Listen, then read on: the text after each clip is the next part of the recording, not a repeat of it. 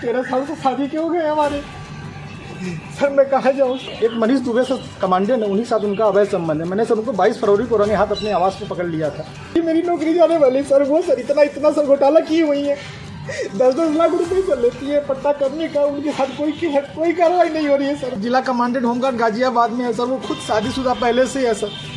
Sir वो वही sir उसी का सर मेरे पत्नी के साथ अवैध संबंध। उसकी पत्नी भी सर बहुत परेशान है, मुझसे संपर्क में आई कई भैया हम दोनों का परिवार टूट रहा है, किसी तरह सही कर लिया जाए। लड़की को आपने पढ़ा लिखा करके एसडीएम बनाया, वो आपकी जान की प्यासी हो रही है, क्या पूरा मामला? सर इसका सर मेन कारण सर है मनीष दुबे के साथ उनका अवैध संबंध सर, जिसकी जानकारी सर हमें करीब साल भर पहले हुई, लेकिन सर उन्होंने कहा कि दोस्ती है। खैर सर हमारी पत्नी सर एसडीएम थी उस समय, इलाहाबाद प्रयागराज में सोराम तहसील में रहीं। तो मैंने कहा सर बड़े पद पे हैं, दोस्ती तो हो ही सकती सर, अधिकारियों से साथ बैठना उठना हो। तो मैंने सर उन्होंने मैं ये कह के टाल दिया, तो सर मैंने ध्यान नहीं दिया।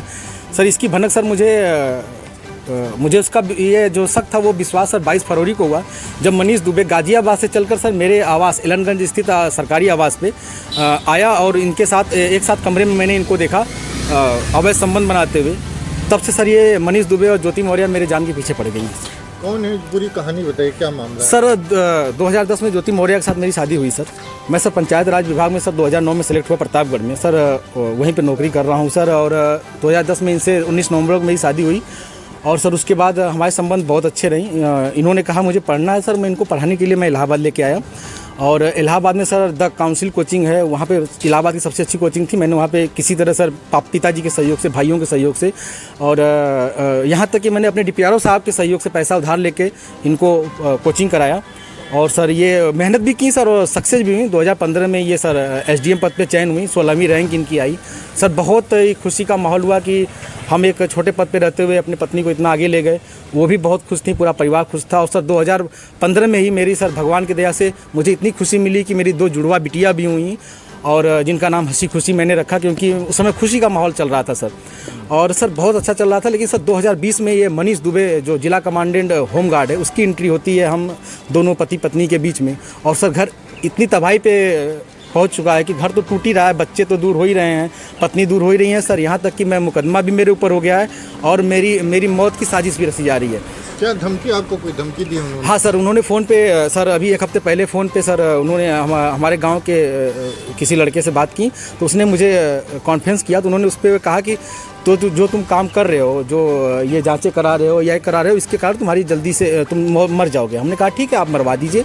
तो मैं नहीं मरवा रही हूँ, जो करवा रहे हो इसके कारण मारे जाओगे। हत्या की धमकी दी है? जी सर, हत्या की। और सर उनका भाई सर सचिन मौर्य है सर, वो मेरे घर से सर रखे मेरे काफ़ी जो कुछ पैसे थे, जेवरात थे, वो सर लेके चला गया। मेरे सर उसकी वीडियो बना के भेजा कि मैं लेके जा रहा हूँ, जो करना हो कर लीजिए। और सर मुझे चैटिंग लिख के भेजा है कि आपका व्हाट्सअप सब कुछ गायब कर दूंगा, हैक कर लिया हूँ, जो सेव करना हो सेव कर लीजिए। और सर उसने क्या किया कि मेरी सिम भी अपने पास रख लिया है, रख के यूज कर रहा है। मेरा बैंक अकाउंट है उसमें जुड़ा हुआ है सब कुछ, लेकिन सर वो मेरी जान पे सब लोग तुले हुए हैं सर। क्या वो आपसे तलाक मांग रही है? हाँ सर, उन्होंने मुझसे ऑडियो के माध्यम से कहा है, मुझे अभी तक कुछ ऐसा नोटिस तो नहीं मिला है, लेकिन सर उन्होंने कहा है कि तलाक प्यार से दे दीजिए, बवाल मत करिए, नहीं तो मैं आपको बर्बाद कर दूंगी। आपके डीपीआरओ से बात हो गई है, आपको बर्खास्त करा दूंगी, न नौकरी करने दूंगी न जीने दूंगी। आपने इसकी शिकायत कहाँ? सर इसकी शिकायत मैंने सर्वप्रथम सर उसी दिन धूमनगंज SHO साहब से की। उन्होंने मुझे राजरूपुर पुलिस चौकी भेजा, मैं राजरूपुर पुलिस चौकी पे आवेदन दिया, लेकिन सर कोई सुनवाई नहीं हुई। फिर सर उसके बाद मैंने ये 25 अप्रैल की बात है, फिर मैंने 27 अप्रैल को सर उनको ये रजिस्ट्री के माध्यम से सर उनको भेजा, कमिश्नर साहब को भेजा, डीएम साहब खत्री साहब के यहाँ मैं खुद स्वयं उपस्थित हुआ हूँ। उनसे मैंने बात की कि सर आपके एसडीएम साहब हैं, ऐसा कर रही हैं। तो उन्होंने कहा ठीक है मैं कार्रवाई करवाता हूँ। फिर मैं कमिश्नर साहब के यहाँ गया, कमिश्नर साहब को दिया, पुलिस कमिश्नर साहब के यहाँ उपस्थित हुआ, उनको दिया। फिर कहीं सुनवाई नहीं हुई तो सर मैं डीजीपी साहब के पास गया, डीजीपी साहब ने मेरे बात को संज्ञान में लिया, लेकिन फिर भी सर आवेदन ले लिया गया, कोई कार्रवाई नहीं हुई। उसके बाद सर मैं DG home guard BK Maurya sir के पास गया। उनके यहाँ से मुझे सर कुछ उम्मीद की लौ दिखाई दी, क्योंकि उन्होंने मेरे आवेदन को तुरंत संज्ञान में लिया और टीम गठित कर दी है। DIG इलाहाबाद उसकी जांच कर रहे हैं। मुझे सर कुछ उम्मीद लग रही है कि मुझे कहीं न कहीं हो सकता है न्याय मिले और